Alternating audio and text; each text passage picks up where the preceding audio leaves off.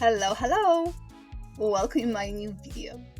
If you like trendy bags, you will love this tutorial because today I sew scrunchie handle baguette bag, and as my fabric I use microfiber towel. Yes, exactly, those super silky, soft, puffy towels. I must say that this fabric selection was my best idea so far. It's now my absolutely number one bag. To make sewing this bag super easy for you, I made special PDF printable pattern. So, subscribe if you haven't done it yet, and let's begin the fun!